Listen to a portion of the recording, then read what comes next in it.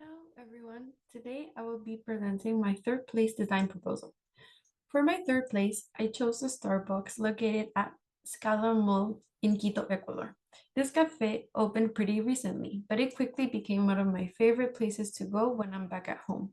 I usually go there to study, meet friends, or just spend some quiet time.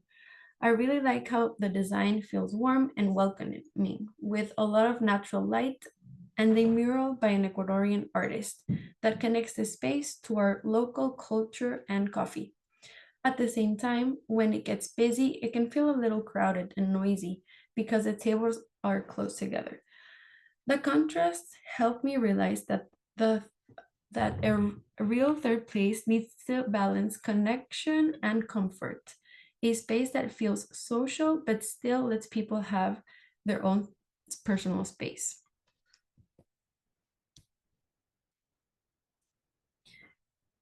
Based on that experience, I started imagining what my ideal third place would look like. I would mix social interaction with areas for focus and calm. I picture it with natural materials like wood, stone, and greenery to make it feel grounded, and with soft, adjustable lights that change throughout the day. The furniture would include booth, communal tables, and smaller, um, cozier spots, so people can choose how close they want or how private they want to feel in their space. I'd also include a local artwork to give it identity and a acoustic design to make it the sound level comfortable.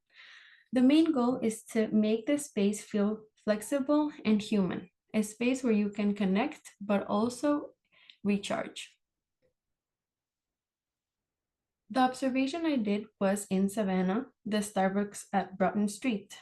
Um, It's very a similar type to the space that at Starbucks in Ecuador, but I wanted to see how people use it in a different cultural context. This cafe has a narrow rectangular layout that feels cozy at first, but when it gets busy, the crowding becomes noticeable, especially near the counter. I saw that people use it for the same reason as in Quito. Some study, others socialize, and some stay longer to relax. But the layout makes it harder to find personal space. This helps me understand how even small spatial changes like circulation or seating can completely affect the way people experience the same brand in a different countries. When comparing both cafes, I noticed that both create comfort through familiar smells, warm materials, and lighting. They both work as a social space, but also a quiet one when not crowded. The problem with the Savannah Cafe is that it gets tight and noisy, yeah, especially near the counter and the shared tables.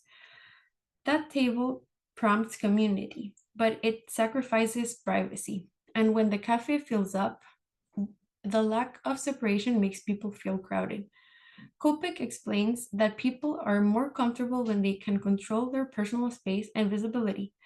The Quito Starbucks does this better because the layout feels more open and flexible, which reduces stress and crowding.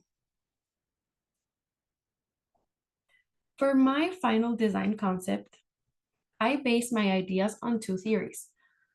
The first one is Promex by Edward Hall, which focuses on the personal space and territorial boundaries. The second is the attention restoration theory by Kaplan and Kaplan, which talks about how natural elements help people recover and focus and get more energy. I wanted to mix both. So my ideal third place would have a warm, natural materials, different seating zones, and lighting that can change throughout the day. There would be plants with textures and furnitures that invite people to stay as long as they want. The goal is to make the space feel restorative and social at the same time, where people can feel comfortable, connected, and themselves.